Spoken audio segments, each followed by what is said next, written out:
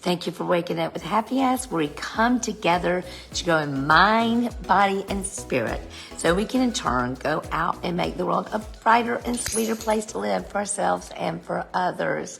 The topic today is radical hospitality, and got a few things running through my happy little mind, but in church this Sunday, the pastor gave a sermon, Pastor Amy at the United Methodist Church over in Point Washington, where we're going, gave a sermon about radical hospitality, and she talked about several things, but the one was radical hospitality, and the other one was extravagant generosity. And I thought, I love those two things. And then I was thinking, where have I seen that before? And I want to be very honest with you. The place that I have witnessed that more than any other place in my life has been in the rooms of AA. Maybe Al-Anon too, but the rooms of AA probably more than any. And so it made me get out my husband's big book, which I wish you could see it. I'll show it to you one day. It is just... there is so much underlined. Look at this. Look at this.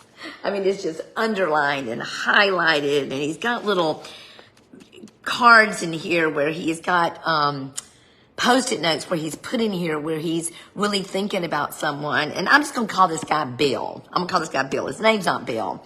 But it was a guy that he was trying to help. And the guy was in our house all the time. And he couldn't quite get it. He was staying sober somewhat, but he hadn't got the piece of the matter. He couldn't quite get the God part. He just couldn't get it. And I remember seeing right here in Hugh's book, it says right here, it says the other name, but I'm going to say Bill. It says, Bill does not yet believe. Bill does not yet believe. And he put it in his book, and I can't help but think that the reason my husband did this is so he could remember to think about him. And every time he saw this note, he would think or say a prayer about Bill. I have seen such radical hospitality in the rooms of AA because everyone there is searching for something. They're all searching to become better, to be relieved of this phenomena of craving, to be relieved of this pain that they need. And I think the whole world is that way. The whole world's that way. The world just wants to feel good. They want to be relieved of whatever pain they have. And they're looking for a place of radical hospitality. Radical hospitality, where we just love people. And we accept people, and we are kind to people, and we don't try to change them because we want them to be changed. We want to offer them our love that might help them change to become better, viable humans for themselves. Radical hospitality for me, when the preacher was preaching on Sunday, for whatever reason, I had the biggest lump in my throat, and tears kept coming to my eyes. And I feel like that I have felt radical hospitality at that church. There was just something about it. And I want there to be radical hospitality in my business. I want when someone walks into my business, they feel just blown away with a spirit of love and acceptance and kindness and grace and goodness. That is my wish. That is my desire.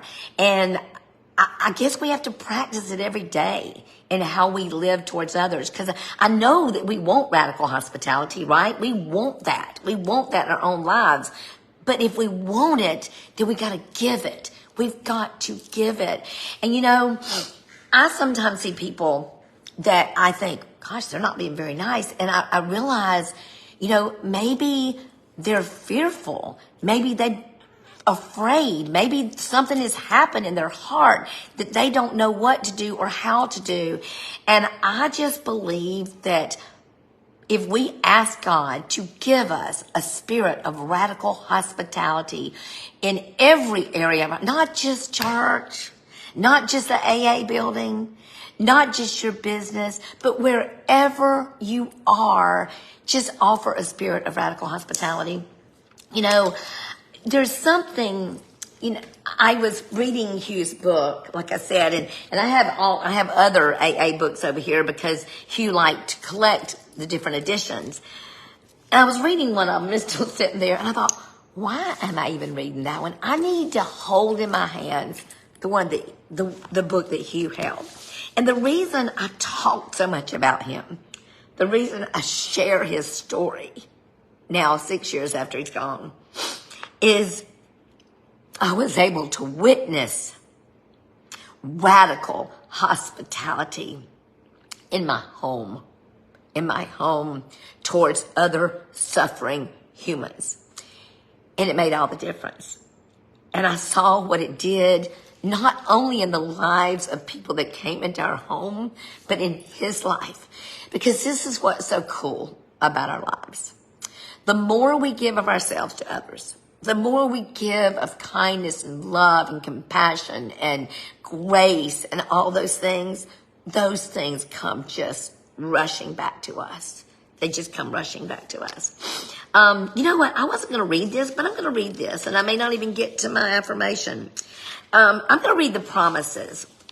And I always love to hear these. There's the promises of AA, and they read them in the meeting. Actually, they read them in the meetings all the time.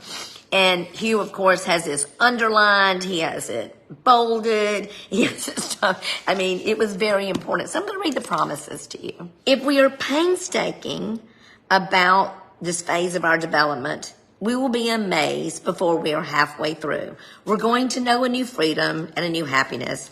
We will not regret the past nor wish to shut the door on it. We will comprehend the word serenity and we will know peace. No matter how far down the scale we have gone, we will see how our experience can benefit others. I'm going to say that again. No matter how far down the scale we have gone, we will see how our experience can benefit others. That feeling of uselessness and self-pity will disappear. We will lose interest in selfish things and gain interest in our fellows. Self-seeking will slip away. Our whole attitude and outlook upon life will change. Fear of people and of economic insecurity will leave us. We will intuitively know how to handle situations which used to baffle us. We will suddenly realize that God is doing for us what we could not do for ourselves. And the cool thing, the beautiful ending of that story, well, the cool thing, there is no end. It just keeps on going. Keeps on going if we'll keep on offering radical hospitality, people. But this fella that I call Bill, that is in Hugh's book. And there's other pages where he writes his name in the book and underlines something because that's signifying to me that he's wanting to help this fella so much. Right before he passed away. And this is something that had been going on for years. Probably about 15 years that he had been working with this fellow. He didn't quite get it. He was sober, but wasn't getting the peace and sobriety. He wasn't getting that feeling of release and just peace. Peace. That's the best word I can use. He called Hugh right before Hugh died. He said, Hugh, I finally got it. I finally got the God part. I finally got it, and it's made all the difference. It's made all the difference. And I hope that we get something today and have a spirit of radical hospitality in our world, in our life, so that others may go out and do the same. Y'all, I cry and get teared up over Hugh, not because I'm sad, but because I'm so impacted by the love and the radical hospitality that he offered in our home to me and to others. And I hope that I can do the same. Be sweet, y'all. Bye.